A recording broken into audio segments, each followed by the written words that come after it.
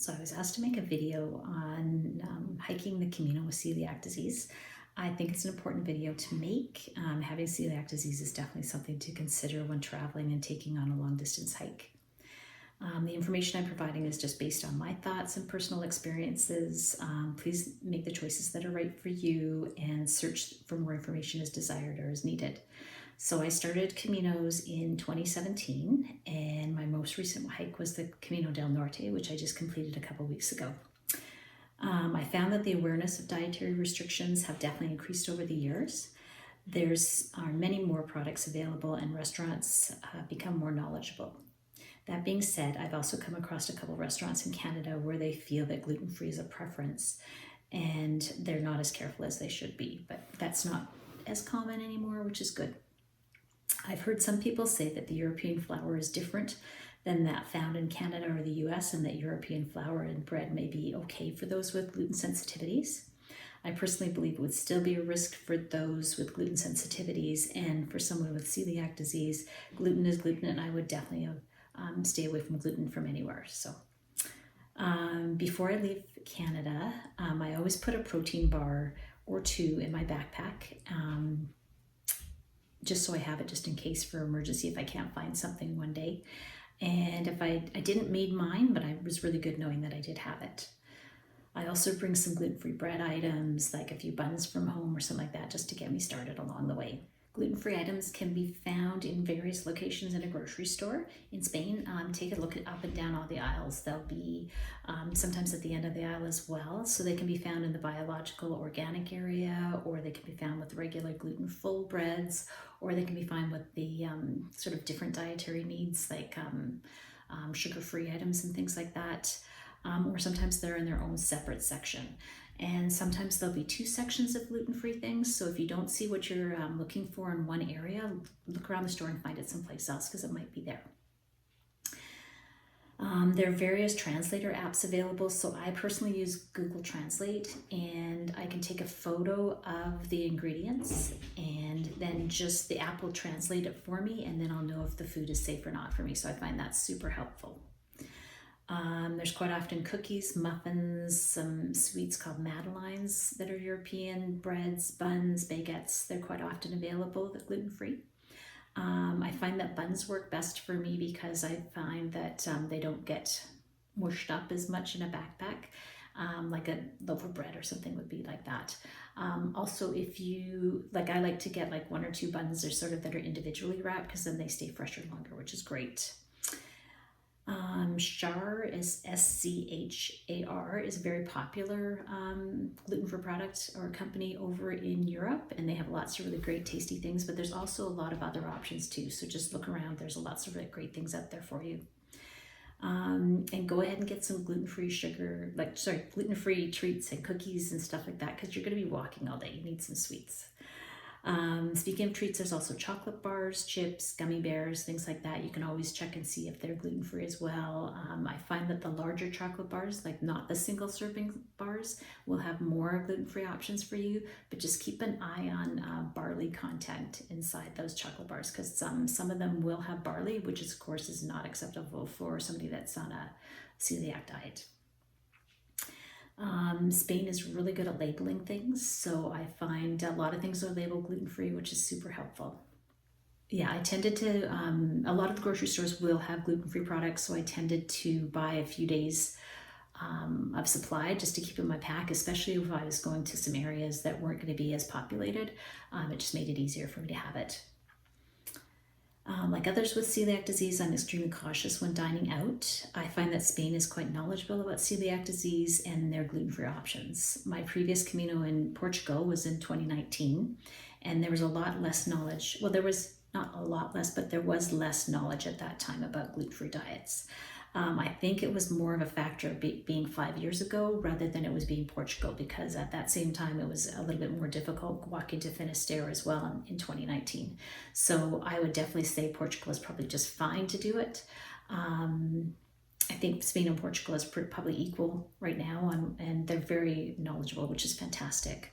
That being said, too, to further my point, I found that there was even an increase of knowledge of gluten-free diets from 2022 when I hiked the the Frances to even now in 2024 when I hiked the Del Norte. So even those 2 years have made a difference as well. On this current Camino, I ate out for dinner a lot, choosing both options off the restaurant menu and also on the Pilgrim menus. Pilgrim menus tend to have several options for the first, second, and dessert courses. So I would quite often get the mixed salad and salada mixta for my first choice, and that would be like a salad with white asparagus, boiled eggs, tuna, different vegetables and stuff like that. It can vary a bit depending on what the restaurant serves. I also really liked the beans and meat stew, sort of a soup that is a traditional dish in Galicia, which is really good too. Some restaurants will let you know that they have gluten-free bread when you ask for things gluten-free, and that's fantastic when they have that. Also, most restaurants will put a plate or a bowl of regular bread on the table. So I never eat that, but the person I'm with always got to eat that. That was good. They got an extra helping. Let's see. I would order a type of meat for my second option in the Pilgrim menu. The meat option almost always comes with fries. So you just need to ask if the fries are in this made or baked with the other foods in it, like a deep fryer or something like that. Typically they're safe, but I would always ask just to make sure. If not, they will quite often ask if you want some more salad or some vegetables or something instead, which is fantastic. Again, it's always good to check. I usually get the rice pudding or the yogurt, ice cream, or a fruit for my dessert. I love the variety of the rice puddings. They tend to be gluten-free, but again, always still ask to make sure. The cities or larger towns tend to have more gluten-free options like pastas and pizzas. We took a rest day every week or so. So in the larger towns and cities, I took full advantage of having the pastas and the pizzas there. So I would sometimes, if I was there for 2 days, I would have it both days. And sometimes I would even take takeaway pizza for the next day and put it in the fridge and have it for the lunch. So it was a great option to do that. I didn't eat out for breakfast very often. If I did, I would get like just 2 fried eggs or something and bring my own bread with me. Or I'd get a potato tortilla, which is also like a Spanish omelet. It consists of like eggs and potatoes and sometimes garlic or onion, things like that. Again, I'd always just confirm that it was okay. It always was safe, but it was always just making sure. Their orange juice, of course, amazing. Their orange juice is fantastic. They're freshly squeezed, and of cafe con leche is a great way to start the day or have a rest period a little bit later. Fantastic. Albergues will quite often provide bread and jam for breakfast. I would use my bread and the individually packaged jams that were provided, or I'd have meat or cheese that I bought from the store the day before. I also had fresh fruit or avocados, ready-made protein yogurt shakes that are quite often gluten-free as well. Unless the obvious choices like the cookies and cream ones or something, they wouldn't be, but they were a great choice for just having in my backpack and having it for like maybe 2 hours down the road. And it was like 20 grams of protein or something. It's a fantastic way. And the ones that I had were gluten-free. I have to admit that I didn't really cook any meals for myself, but this can definitely be done in a lot of the albergues or maybe a pension that would have a kitchen facility. They don't always, but they sometimes will. Just look at the kitchen facilities and make sure that you can do some cooking or something there. And there's quite often gluten-free pastas in the stores, so that's a great option there. Myself, I just was kind of lazy and I would just warm up tortillas or something I'd get from the store, or I'd get like things to make salads or things to make sandwiches. I just sort of did really basic stuff. But if you want to go a little bit more gourmet, you can definitely have that option. So I had the good fortune of being able to stay in a few Donativos along the way, and love Donativos. There's such an amazing community spirit there. The hosts are just beautiful, beautiful, giving people. And they quite often will have a communal meal, which is really wonderful to be able to spend time with everybody in a group setting. So with a communal meal, I'm always concerned, is it going to be safe for me or not? So what I tend to do when because all the Donativas that I went to were ones that you had to book in advance. So the day before or whatever, when I was booking them, I would just send a message and say, I have celiac disease, I will require a gluten-free diet, shall I just bring my own food? And each time all of them said, oh no, we can accommodate that for you. So every single one I went to accommodated a gluten-free diet for me, which was so kind, and it felt amazing just to sit with everybody and have a wonderful evening with them. So don't be afraid to do a donativo. I mean, I was fully expecting to bring my own food, but every time they did it for me, which was really kind, and thankful for that. I experienced a wide range of meals in restaurants in the Del Norte. Almost all of them were positive, like really positive. I had one negative one. First I'll start with a positive. I went into one restaurant in a very, very small town, like maybe 2 restaurants in that town. I was going to get the Pilgrim menu, and when I said that I needed something gluten-free, and I was just asking if the choices were gluten-free, and the server brought me to the kitchen, and I introduced me to the chef, and I talked to him, and he showed me all the different dishes that were gluten-free. Like, it was so kind, and so like it was such a cool opportunity to go back into their kitchen area too and watch what they were doing. It was really cool. Now in a negative one, I was in a restaurant in a larger town, almost like a city, and it stated that all the food on the menu was gluten-free.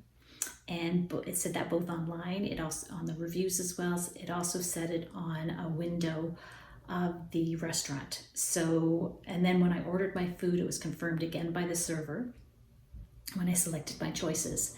So after I made my choices, they brought by a appetizer for everybody in the restaurant, and it was like a piece of bread with some cheese on top. So I thought, well, it's probably okay, but I asked the person that was coming by, and he sort of gave me a shrug. So I thought, my spidey sense was going off, but I thought I was just being a little bit too cautious, so I had it.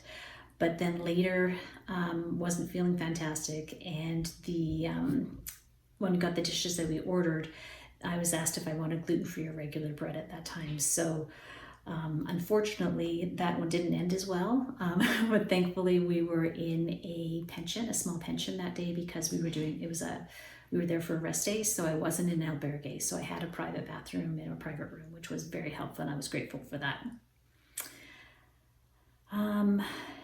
Again, most of the servers in the restaurants were very helpful and very accommodating, sometimes even making an omelet for me or something if there wasn't anything, an option that was gluten-free. And the Spanish people are so kind, so gracious, so welcoming, and I really enjoyed being with them. So my final thoughts: always ask if something's gluten-free when you order any food, and also again when you receive the food. At least this is what I do. Your choice, of course, but people don't seem to mind if I kindly ask them again when I get the food from them, and this has actually helped me to avoid getting gluten-full food in error a few times. So for me, it's important. I've included a lot of information in this video. It's just based on my own personal knowledge, my own personal experiences. I hope some of it's been helpful for you. If you have any questions, just please let me know. And if you're interested in hiking a Camino and are questioning doing it because you have celiac disease, I would encourage you to go ahead and do the Camino. It's a beautiful experience. I've found I've healed a lot with it. I've grown a lot with it. I've met so many amazing people during my Caminos, and I'm incredibly thankful to be able to hike the Caminos, and obviously because I keep coming back for more. So anyways, take good care, stay healthy, and buen Camino.